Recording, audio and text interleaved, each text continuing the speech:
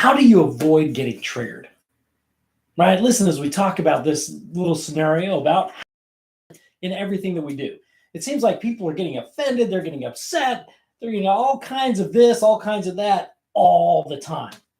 And it can be quite irritating for everybody, right? So the real question is, how do we avoid getting triggered? Scenario. Before I moved to Hawaii, for those of you who know, I lived there almost 8 years, right? And before I went, everybody was in my ear. David, they don't like white people over there. David, that you're going to experience some crazy racism over there on the islands. You know that, right? Why are you going? You need to stay back. You don't need to go there. So what's the first thing you do is you got to find some food, right? So I stopped in local one, the rudest cashier I ever met in my entire life. She didn't look at me. She didn't talk to me. I'd ask her questions. She wouldn't say anything to me. And I got my groceries. I went outside. I'm like, that did not just happen to me. All these people, everything. I went down to my car. I put all my groceries in the car, and I went back in and I bought something else. Picked up some other items, and I went through her line. But this time, I put a smile on my face. What do you think she did? She smiled back. What? And then I noticed that she had a pin on her chest. And on her birthday, right? This is a happy birthday pin. So I started asking her about her son and the pin on her chest. And she just lit up and just started talking and having a great time. I must have talked to her 3-4 minutes.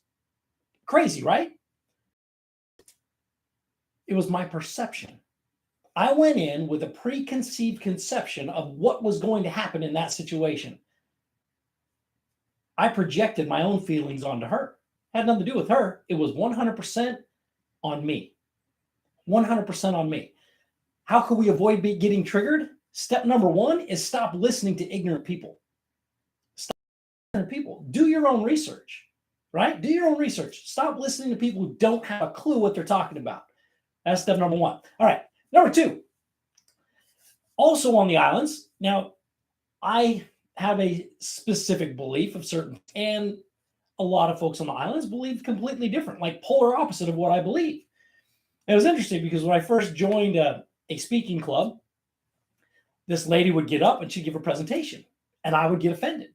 So I would go home, I'd write a speech, I'd come back the next week, and I'd deliver a speech countering the points that she just made. And then this went on for, I don't know, 3-4 weeks in a row. And then a lady that I was listening to took me aside. She said, David, not to judge the content. Very interesting, very wise woman. Because after that, I'm like, okay, how can I not get triggered in this situation? I'm going to listen. She believes it. Hook, line, and sinker, 100%. She is all in for her belief, right? My role is to respect her for her belief. It doesn't mean I'm changing mine. It just means that I can respect her for her belief. And now I have a greater understanding of where she's coming from, right? So step number 2, listen to learn. It's a hard one. It's a really hard one because sometimes we think that the only way is our way, and that's just not the case. So step number 1 is to listen to ignorant people, and step number 2 is listen. When I heard the story, it really hit me.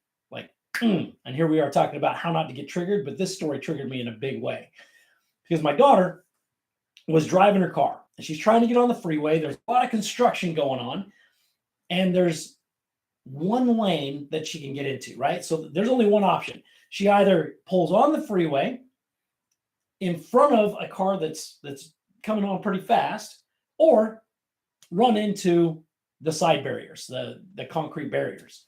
So she accelerates, pulls in front of this car, and of course he immediately starts honking his horn, just lays on it, right? Well, she's like, I don't have any other option, right? This is the only option that I've got. So she just keeps going. Now, as the lane widen out into 2, this car comes up. He looks over at her, and he immediately slams his car across and shoves her off into the ditch, right? Absolutely runs her car off into the ditch and takes off. He didn't care if she died. He didn't care what happened to her. He was so upset that somebody had the gall to cut him off in traffic that he ran her off the road. Ridiculous, right? And yet people pull that every single day. Well, how do we not get triggered in that situation? Have you ever been cut off in traffic like that? You ever got really, really upset at somebody for something literally that was completely out of control? They did something and it just triggered you so bad that you're screaming at the top of your lungs. You're throwing out the F bombs. You're throwing up the fingers. How do we show up a little bit differently? How do we show up with a little more self-respect? What if he had told himself a different story as he saw her approaching and he's like, oh my gosh, she's going to have a really hard time getting on the freeway. Let me slow down a little bit and let her in.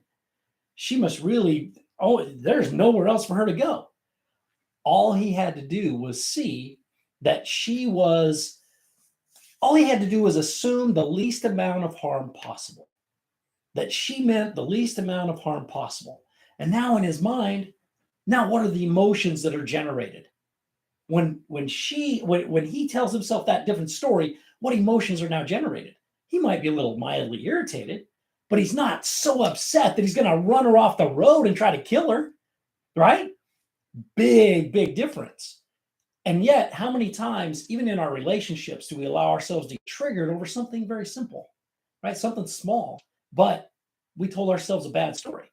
And because we told ourselves a bad story, we bought into it. We bought into the worst amount of harm possible. We assumed the worst amount of harm possible. We assumed the absolute worst. And now all of a sudden, your partner comes home late and you just lay it all out on the table, right? You jump all over them. Come to find out they had a flat tire. Sometimes we jump on people before we find out and take the time to find out what's going on. If we tell ourselves that story of, hey, they really meant the least amount of harm possible, then we can take the time to find out what it was that happened. Why were they late? Or why did this happen? Or why did that happen? Then we can make an educated decision, right? And we can speak in soft tones. We don't have to scream at each other. We don't have to yell at each other. But I'll tell you what, soft tones, oh, that's the way of the world right there. We can make amazing things happen with soft tones.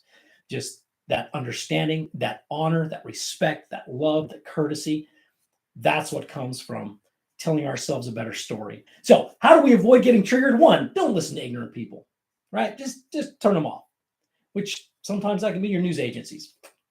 Off, right? Turn the volume down on the negativity. Step number two, when we do listen, let's listen to learn. Let's listen to find out. Let's ask clarifying questions. Let's search. Let's listen for understanding. And step number three, assume the least amount of harm possible by telling yourself a much better story. All right. Appreciate you.